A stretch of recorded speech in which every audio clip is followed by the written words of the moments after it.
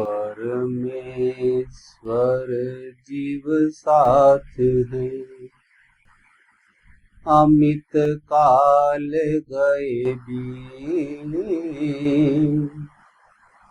जीव त्रिताप छूटा नहीं, बिन सद्गुरु महप्रिय। नाम नाम सब कोई कहिए, वह तो नाम विदेह। जीवा पर आवे नहीं, निरख परख कर ले। मेरे परम आराध्य सदगुरुदेव भगवान के चरणों में सत सत नमन करते हुए आप सभी गुरु भाई बहनों का आज के सत्संग में स्वागत है। आज का स्वरवेद का पाठ और उससे संबंधित लेख। स्वरवेद के पाठ के अंदर भी हमने क्या कहा सुना, मनमथ, जो मन की जो कल्पना के अंतर्गत सुषमन प्रवाह नहीं आता है। सुषमना का जो प्रवाह है वह मन की कल्पना नहीं है, क्योंकि आज बहुत से धर्म गुरु इसकी कल्पना कराने लगे हैं, लेकिन वास्तव में सुषमन प्रवाह के बाद ही अध्यात्म शुरू होता है। और इसी प्रकार का लेख भी भाई श्याम भाई ने पढ़ा कि पूजा और भक्ति में क्या फर्क है। वही बात हमारा स्वरवेद कहता है कि पूजा क्या है। पूजा प्योरली कल्पना है, भक्ति प्योरली अनुभव की बात है। हम जब हमारे धर्म ग्रंथों को पढ़ते हैं तो हमें जिक्र आता है राजा जनक का। और राजा जनक को क्या कहते थे? राजा जनक की जो प्रसिद्धि थी, राजा जनक को विदेही कहा गया। वह विदेही क्या है? और उसी विदेही की बात सदगुरु भगवान हमारे स्वरवेद में करते हैं। क्या? नाम नाम सब कोई कहे, वह तो नाम विदेह है। जीवा पर आवे नहीं, निरख परख कर ले। वह नाम कौन सा है जो विदेह है? आज हम जितने भी भगवान के नाम लेते हैं, उस नाम के साथ साथ उस परमात्मा, उस भगवान का देह हमारे दिमाग में, हमारे मस्तिष्क के अंदर में अंकित हो जाता है। चाहे हम राम कहें, हम कृष्ण कहें, हनुमान कहें, कोई भी भगवान का नाम लें, लेकिन विदेह कहाँ है? वह नाम तो विदेह नहीं है।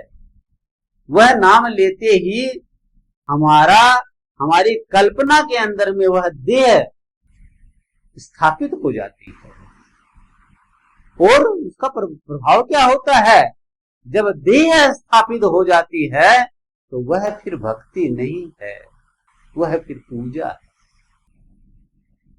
क्या हम परमात्मा को एक सीमा में बांध सकते हैं?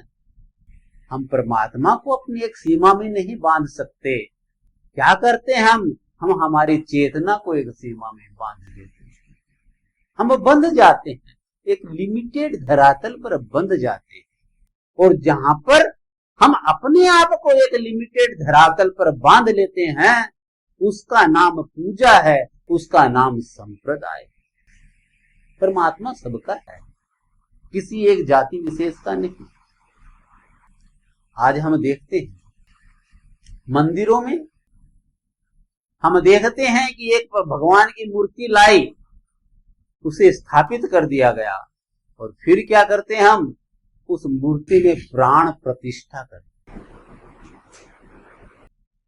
हमारे प्राणों पर अधिकार नहीं है, लेकिन हम इतने शक्तिशाली हो गए कि भगवान के प्राण को लेकर उस मूर्ति के अंदर जो निर्जीव है उसमें स्थापित कर देते हैं। परमात्मा से भी ज्यादा शक्तिशाली है।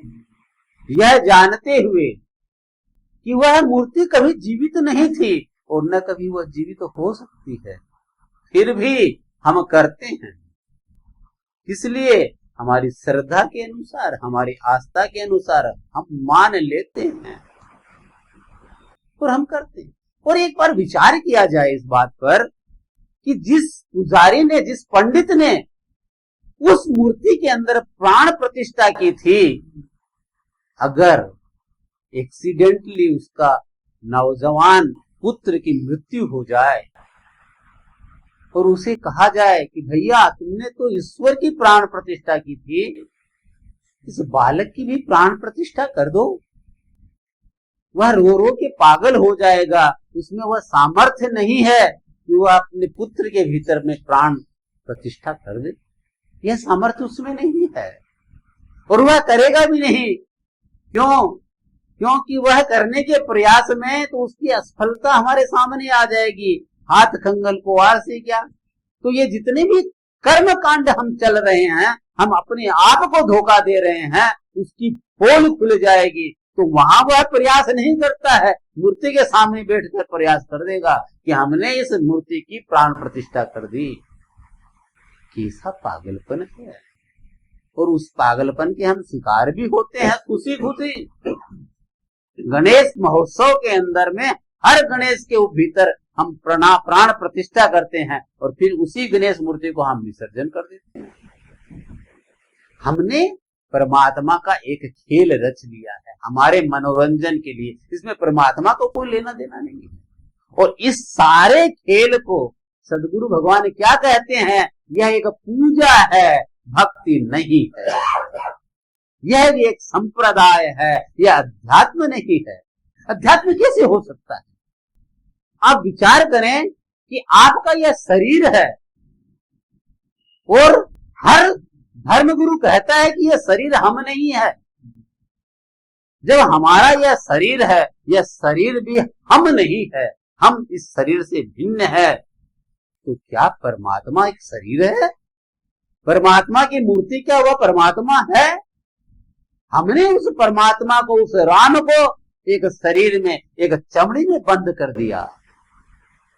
इसीलिए साहेब कबीर को कहना पड़ता है कि चाम को राम कहते हैं, कैसे हो उद्धार। तुम्हारा उद्धार होगा कैसे? एक चमड़े को तुम राम कहते हो। चाम को राम कहते हैं, कैसे हो उद्धार। मोड़े पूछ भेड़ की उतरन चाहे पार। आज यही होता है, बेतरनी पार कराता है ना पंडित, तो गौदान करा लेता है, उसको गाय की पूंछ पकड़ा देता है, हो गया बेतरनी पार। उसको पूछे भाई तुम हुआ कि नहीं हुआ? वो अपनी दुकानदारी है। सदगुरु ठीक कहते हैं, पूजा आज वास्तव के अंदर में धर्म ग्रंथों को आप उल्टा के देखिए, जितनी पूजा राक्षस करते थे उतनी तो देवता करते ही नहीं थे। रावण जो था उसके उस समय में उसके बराबर भक्त, उसके बराबर पुजारी पैदा ही नहीं हुआ। वो शिव का सबसे बड़ा पुजारी था। आज जितने भी पूजा पाठ हो रहा है उसके अंदर में सबसे अधिक जो पूजा होती है वह तामसिक पूजा है। और तामसिक पूजा का उद्देश्य एक ही होता है, दूसरे को हानि पहुंचाना। आज हम प्रतिशोध में, ईर्ष्या के अंदर में, क्रोध में इतने भरे हुए हैं कि हमको सबसे शॉर्टकट मार्ग वही लगता है और आदमी तामसिक पूजा में चला जाता है। तो पूजा को अध्यात्म से जोड़ना बहुत बड़ी गलती है। और ये सारे कार्य में क्या होता है? प्राण प्रतिष्ठा तो उस मूर्ति में हो या न हो, लेकिन इन क्रियाओं में हम इतना अपना प्राण डाल देते हैं, इतना प्राण अपना डाल देते हैं कि जब उत्सव आता है उस समय में शहर का माहौल तनावग्रस्त हो जाता है। हमारे प्राण इतने इस क्रियाओं में, इस कर्म कांडों में हमने इतने प्राण डाल दिए, तो उस मूर्ति का तो प्राण प्रतिष्ठा हुआ नहीं हुआ पता नहीं, लेकिन हमने इतने प्राण डाल दिए कि हम या तो किसी के प्राण लेने में उतारू हो जाते हैं या देने में उतारू हो जाते हैं। हमारी स्थिति यह है। विचार करें, क्या यह धर्म है? सदगुरु क्या करता है? विहंगम योग क्या करता है? विहंगम योग कहता है कि अरे पगले, धर्म तो वह है, अध्यात्म तो वहां से शुरू होता है जहां तुम अपने प्राण की प्रतिष्ठा नहीं अप्रतिष्ठा कर दो। तुम अपने प्राण से अलग हो जाओ, तब तुम जनक वाली स्थिति, विधेय स्थिति में आ पाओ। जब तक तुम प्राण के साथ हो तब तक तुम संसार में हो, तब तक तो तुम मन के साथ हो। इस प्राण से तुम जब तक अलग नहीं हो जाते, जब तक तुम अपने प्राण संसारिक क्रियाकलापों में डाले रहोगे, जब तक तुम इसमें रस लेते रहोगे, तब तक अध्यात्म नहीं है, अध्यात्म की केवल बातें। मैंने 4 लाइन लिखी थी इस संदर्भ में कि सदगुरु क्या करता है और क्या चाहता है। एक छोटा सा संकेत है। सदगुरु क्या करता है, हमारे जहां जहां पे रुचियां हैं, जहां जहां पे हमारे प्राण अटके हैं, वहां से वो उड़ाता है हम लोग। सदगुरु हमसे कहता है कि सेवा करो, अर्थ दो, वह देखता है कि हमारे अर्थ में कितने प्राण हैं। सदगुरु कहता है कि प्रचार करो, वह देखता है कि अपने व्यवसाय में तुम्हारी कितनी रुचि है। ये सारी रुचियां, ये सारे प्राण वह समेटने की चेष्टा करता है। तो इस संबंध में मैंने 4 लाइन लिखी थी कि सदगुरु क्या कहता है कि जहां जहां तेरे प्राण बसत है, जहां जहां तेरे प्राण बसत है, वहीं वहीं मैं तो चोट करूं, चोट से जो झुंझलाहट उठती, वो सब बातें नोट करूं। वह सब बात नोट करता हूं कि मेरे प्रति समर्पित कितना है। जहां जहां तेरे प्राण बसत है, वहीं वहीं मैं तो चोट करूं, चोट से जो झुंझलाहट उठती, वो सब बातें नोट करूं। फिर आगे क्या कहता है सदगुरु, तेरे और विराट के बीच में, तेरे और परमात्मा के बीच में क्या है, क्या बाधा है। सदगुरु का वही दोहा कि परमेश्वर जीव साथ है, अमित काल गए बीत। वो तो साथ है पगले परमात्मा तेरे, तो क्यों नहीं वो साथ है और क्यों नहीं मिलता है। तो वही बात सदगुरु कहता है, तेरे और विराट के बीच में मान्यताओं की ही छत है, जिसके चलते वो नहीं दिखता, यह बस तेरा संकट है। तेरे और विराट के बीच में तेरी मान्यताएं है ना, यही सबसे बड़ी रोड़ा है, सबसे बड़ा है। वही तो सदगुरु कहता है, उस ईश्वर को तुमने देखा है कहाँ, इस कल्पना को मार लो बस हो गया भजन, आदत बुरी सुधार लो बस हो गया भजन, आए थे कहाँ से जाना है कहाँ, इस बात को विचार लो बस हो गया भजन। उस परमात्मा को देखा नहीं है, लेकिन हमने कल्पना बहुत बना ली और उस कल्पना में अपने आप को सीमित कर दिया। तो जब हम सीमित कर दिया परमात्मा को अपनी कल्पना में, तो वह विराट उस सीमा में आएगा कैसे। तो क्या हुआ, वह सीमाएं जो है, वह सीमाएं हमारा संप्रदाय बन गया, वह सीमाएं हमारी पूजा बन गई और हम उसी को ही भक्ति मान बैठे। सदगुरु कहता है कि उस नाम को, उस परमात्मा को जानने के लिए क्या होना पड़ता है। ये दोहा में सारा अध्यात्म कूट कूट के भर दिया स्वामी जी ने कि नाम नाम सब कोई कहे, वह तो नाम विदेह, जीवा पर आवे नहीं, निरख परख कर ले। वह नाम जो विदेह है वो कहां नहीं आएगा, तुम्हारे जीव पर नहीं आएगा, क्योंकि जब तक तुम देह हो उस विदेह को कैसे जानोगे। पगले तुम भी तो जनक की तरह विदेही बनो। तो जब तक जब हम विदेही नहीं बनेंगे, उस विदेही नाम को नहीं जान सकते। और इसके संबंध के अंदर में भी एक बड़ी प्यारी चौपाई है। कि उस वह नाम कौन सा है। अजर अमर एक नाम है, वह नाम जो है वह अजर है, अमर है। अजर अमर एक नाम है, सुमिरन में जो आए। वह नाम अगर सुमिरन में आ गया, कौन सा नाम? जो अमजर है, अमर है, वह नाम नहीं जिसका रूप है। तो कब आएगा वो सुमिरन में? और सुमिरन में जब आ जाएगा तो तुम्हारी स्थिति क्या होगी, वह देखिए आगे की 2 लाइन में। अजर अमर एक नाम है, सुमिरन में जो आए। बिन मुखड़े के जाप करो, नहीं जीभ डोला। उस जाप को जाप करने के लिए तुमको मुख की जरूरत नहीं है, जीभ को हिलाने की जरूरत नहीं है। क्यों? क्योंकि विदेही, तुम जनक की तरह विदेही होके उस विदेह नाम को जाप करते हो, तुम सुमिरन करते हो, वही तो भक्ति है। सदगुरु क्या कहते हैं स्वरवेद में? जगह जगह भक्ति किसका विषय है? आत्मा का विषय है। मन बुद्धि चित्त अहंकार इस शरीर का विषय नहीं है। कितनी प्यारी 2 चौपाई है, मन बुद्धि से ना ही साधन। तो यह जो बात है यह कब होगी? जब हम खुद विदेह की स्थिति में आए। अभी दुनिया से उल्टा चलना पड़ेगा।